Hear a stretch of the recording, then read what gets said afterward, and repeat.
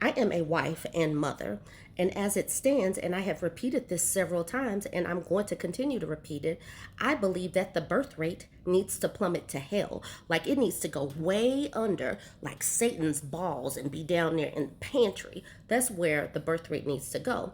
Now, I triggered this person named Ode to Chef, and I'm going to come back to this person. I don't know if it's a man or a woman, but this person, you can see it in yellow. I am triggered by your cry to plummet the birth rate to zero with you having children. So me being a mother, wouldn't I, and a woman, and I am a woman that listens to women, and I'm a woman that sees things happening in this country and globally, and I know what it takes to raise children, to support women and mothers and children, because I have eyes and I have experienced it.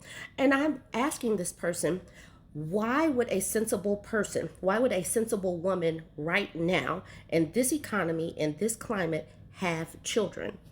I'm gonna come back to this answer, but first I have something else that I want to get to. The United States. We are a country, we are a very wealthy country that doesn't have maternity leave for mothers. And in this current iteration of our government, they are scrapping Head Start. They are scrapping social safety nets. And so why I say let the birth rate plummet to hell is because we don't give a damn about mothers that are here right now. We don't give a damn about children that are here right now. We are cutting things that the Department of Education supports, like children with disabilities and learning issues.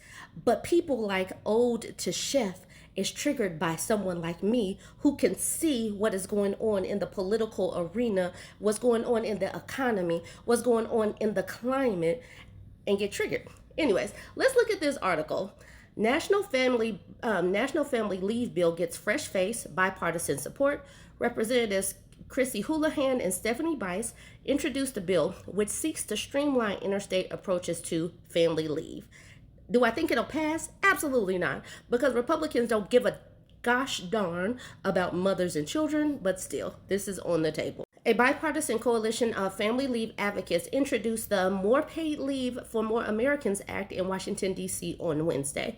The two-part legislation seeks to expand access to paid family leave across the country through state-driven, innovative, and sustainable solutions, per a press release from Representative Chrissy Houlihan, who introduced the bill.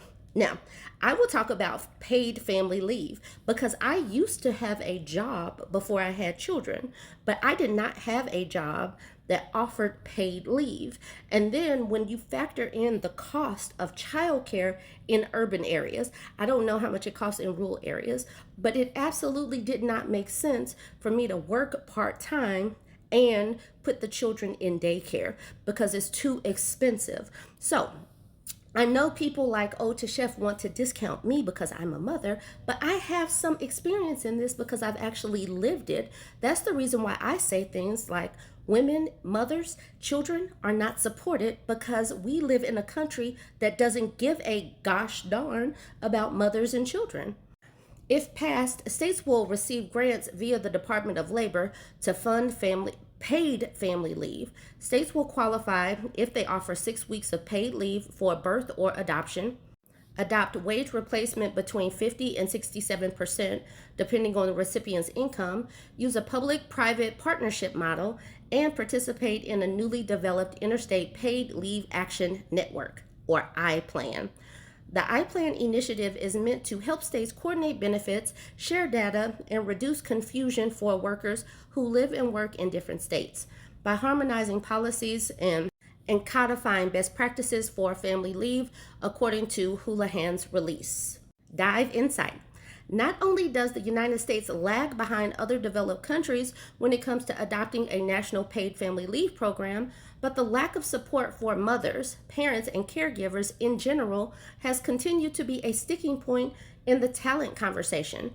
For years, employers have expressed frustration at the countrywide patchwork of time off and leave legislation, which can lead to compliance issues. When it comes to securing national paid family leave legislation, the United States seems to be dragging its feet. Between 2020 and 2023, family leave legislation was reduced or shelved at least 5 times for the federal government. Even before that, paid family leave proposals were piling up. On the front line of the cause include think tanks such as the Bipartisan Policy Center. For the past 2 years, the organization has been weighing measures to make leave policy agreeable for both sides of Congress. Why does this have to be that agreeable? Like, literally, all of us have mothers. Why is it so hard for these people to come together to support mothers? The BPC was also part of the charge to introduce this paid parental leave bill.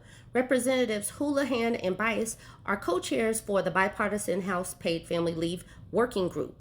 Other members include Representatives Marinette Miller Meeks, Republican from Iowa, Haley Stevenson, Democrat from Michigan, Julia Letlaw, Republican from Louisiana, Don Beyer, Democrat from Virginia, Randy Feenstra, Republican from Iowa, and Jimmy Gomez, Democrat from California.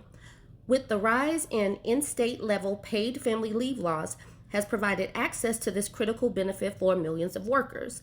The distinct requirements of each program present compliance challenges for multi-state employers. Michelle Stockwell, president of Bipartisan Policy Center Action, said in an April 30th statement, "The BPC action endorses the acts," she said, "to improve the efficiency of existing paid family and medical leave programs and to promote greater uniformity across states." Imagine what could happen in the country if women actually did just hold off on having children for a while until conditions were conducive, until until reproductive rights were restored for women, until the policies that are being stripped away as far as social safety nets are restored, where people are no longer living in poverty, where Republicans are not stripping free lunch from children. Imagine what could happen if women just said, this is not a good time right now to have a child. Now, people like Ode to Law, I understand. I triggered her. I have 2 children.